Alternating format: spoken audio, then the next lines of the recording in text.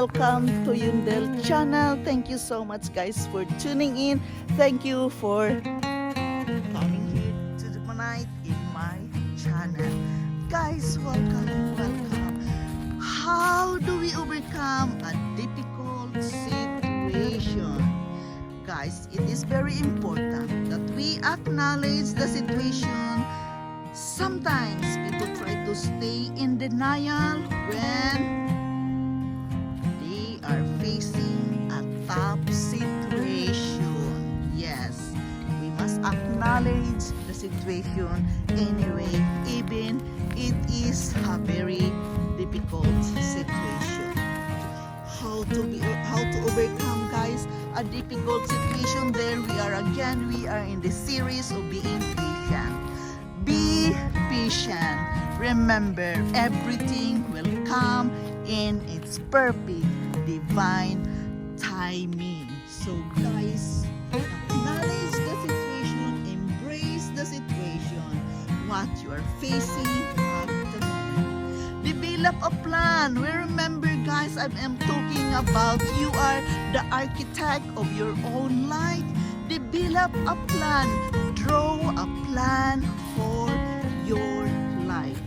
Brainstorming is very important when you are going to overcome a difficult situation in our life. Each and every one of us, guys, we always, every now and then, we experience a difficult situation in our life. Develop a plan. Brainstorming, it is a potential way to deal with the situation. We know when we know how to brainstorm our mind, it really help us, guys. It really help us when we know how to overcome that difficult situation. Brainstorming is the key. And guys, it is very necessary that we are going to seek help when it is necessary and when it is needed. Seek help without any, being afraid. Just seek help anyhow. Change what you can. See, therefore we must acknowledge the situation. How do we overcome it? We must acknowledge the situation so we can change what we can in that certain situation. So guys, again, this is about changing our life. And in our life journey, we face different kinds of trials. We face different kinds of life difficult situation. We must learn to identify what you can and what you can't do in that situation. We must develop coping up skills to deal with our feelings, because our feelings is very sensitive many times, and it is very difficult to make a decision when it is in a hard time. Therefore, develop coping up skills to deal with your feelings. Use your brain before your heart. There we are again, as the book says. You can solve the problems. You can overcome it right away if you know how to use your brain rather than heart. Let the brain do the move first before the heart. Focus on what you can gain out of the situation. See, we must focus what we can gain out of the situation instead of focusing on our feelings at the moment. Guys, patience is a capacity that we are going to accept or tolerate in our life. To be able to do what we want to do in a certain situation, we must overcome the difficulties. We must overcome the challenge in that certain situation.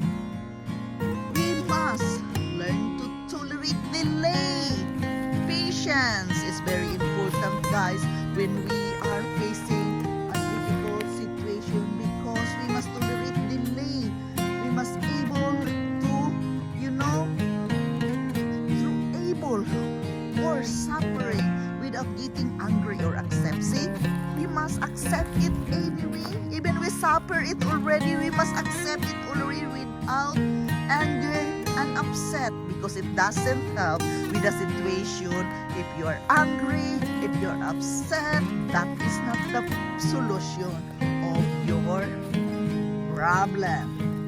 Patience is all a skills, and we can work on increasing our ability to be patient and engage to become more and more patient as a person.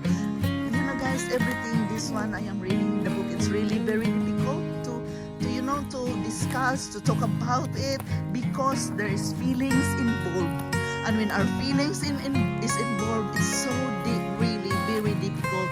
And the book says we must use our brain first before the heart. It's really a challenging decision we are going to make for our life, learning to, especially at my age, to use the brain first before the heart. Of course, it is very important to know the logic of it, we know the whole package of it, but still it is, I have to accept it, but still it is difficult. We must just, embrace it anyhow, anyway, what is our present situation, because we are the one who is going to overcome our situation anyway. It is difficult, it is about you, it is about your life.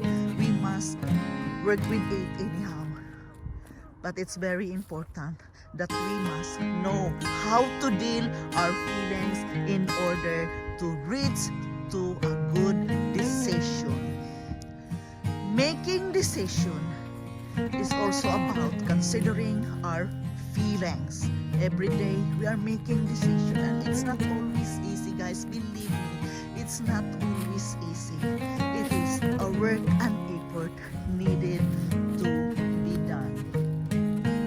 This is my share with you today, guys. This is just my share, learning to change our life.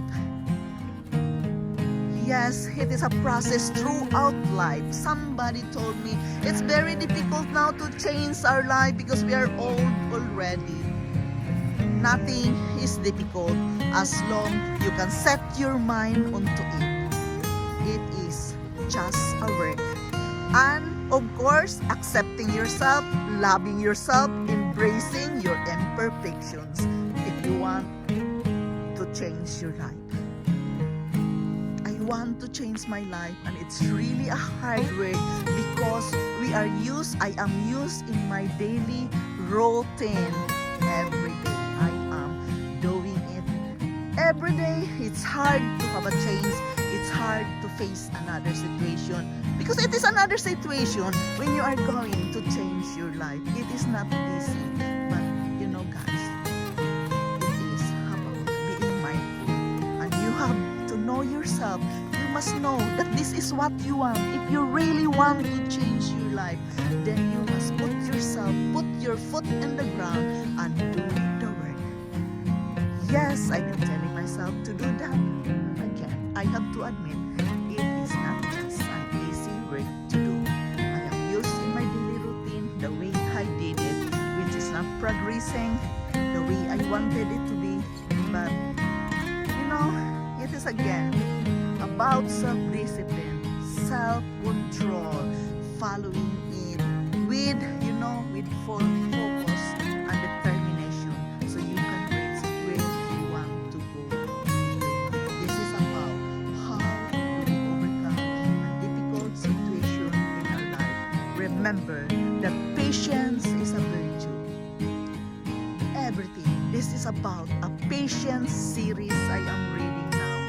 There's a lot to be learned. There's a lot of things needed to be processed, accepted, and embraced in order to change our life. And it is very important that we can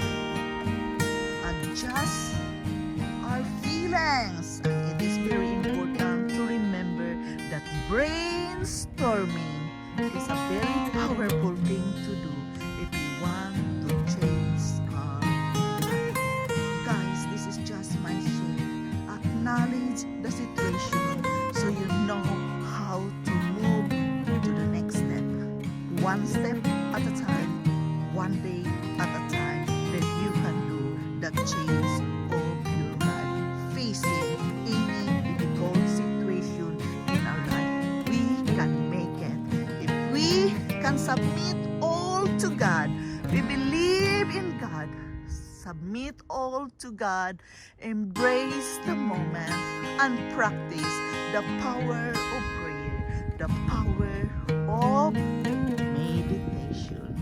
Guys, again, this is Yundel. Thank you so much for listening me at this very moment. It's getting darker here and cold. I have to go home now. Thank you again for each and every one of you listening me in this very moment. Don't forget to click the like and share and the bell so you're always notified every time I have a video to share. I love you all and